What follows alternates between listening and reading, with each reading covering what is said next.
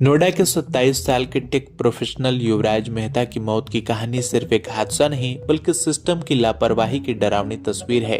16-17 जनवरी की रात युवराज गुरुग्राम से अपने घर नोएडा लौट रहे थे। घना कोहरा था, विजिबिलिटी बहुत कम थी। जैसे ही उनकी grand Vitara car greater Noida के सेक्टर 150 क्रॉसिंग पर पहुंची, अचानक कार एक ऐसे गड्ढे में गिर गई जहां कोई बैरिकेडिंग नहीं थी, कोई चेतावनी बोर्ड भी नहीं था, न ही कोई रिफ्लेक्टर लगाए गए थे। वो गड्ढा एक निर्माणाधीन साइट का था और उसमें 20 से 30 फीट तक पानी भरा हुआ था। हादसे के बाद युवराज किसी तरह कार से बाहर निकला। उन्हें तैरना नहीं आता था, फिर भी उन्होंने हिम्मत दिखाई। गड्ढे की दीवार पकड़कर ऊपर चढ़ने की कोशिश की, मोबाइल की टॉर्च चलाकर मदद के लिए इशारे किए और अपने पिता राजकुमार मेहता को फोन कर पूरी स्थिति बताई। पिता तुरंत वहां के लिए निकल पड़े। युवराज करीब 1.5 घंटे तक बचाओ बचाओ चिल्लाता रहा। एक डिलीवरी एजेंट ने भी उन्हें बचाने की कोशिश की, लेकिन पानी गहरा था और हालात मुश्किल थे। राजकुमार मेहता जब मौके पर पहुंचे तो उन्होंने मदद के लिए इधर उधर दौड़ लगाई, किसी से भी गुहार लगाई कि मेरा बेटा डूब रहा है, कोई तो मदद करे। मजबूरी में उन्होंने 112 डायल किया। पुलिस करीब 20 मिनट में पहुंची, फायर ब्रिगेड भी आई, लेकिन रेस्क्यू ऑपरेशन बहुत ढीला और अव्यवस्थित नजर आया। हाइड्रोलिक मशीन लगाई गई, रस्सियां फेंकी गई, लेकिन वो युवराज तक ठीक से पहुंच ही नहीं पाई। इसी देरी ने हालात और बिगाड़ दिए। Just after entering into that नाला वो कॉल किया कि पापा मुझे बचा लो, मैं नाला में गिर गया हूँ।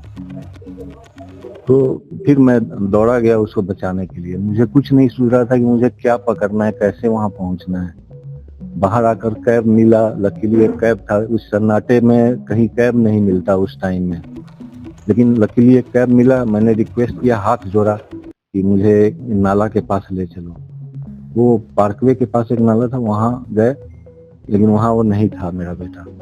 फिर हमने फोन किया कि बेटा यहाँ तो नहीं हो, तो उसने बताया कि जो अपने सोसाइटी के पास वाले नाले में हम गिरे। फिर बैक हुआ, लेकिन 40 मिनट हमको लेट लग गया वहां पहुंचने में।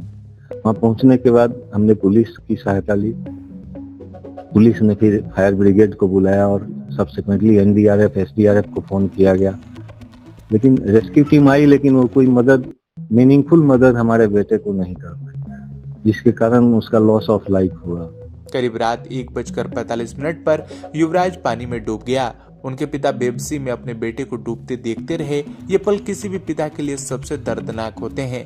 बाद में एनडीआरएफ ने सुबह 2 बजे सर्च ऑपरेशन शुरू किया और करीब 4 बजे युवराज की कार को बाहर निकाला गया।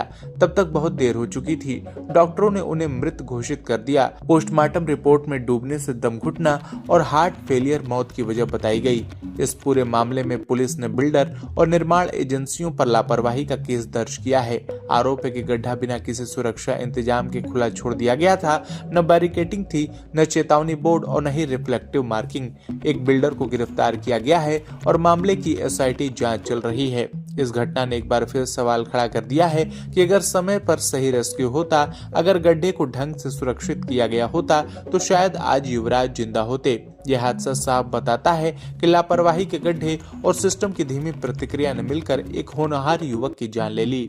तो आपकी इस पे क्या राय है, कमेंट में जरूर बताएं और वीडियो को लाइक करें, शेयर करें और चैनल को सब्सक्राइब करना न भूलें।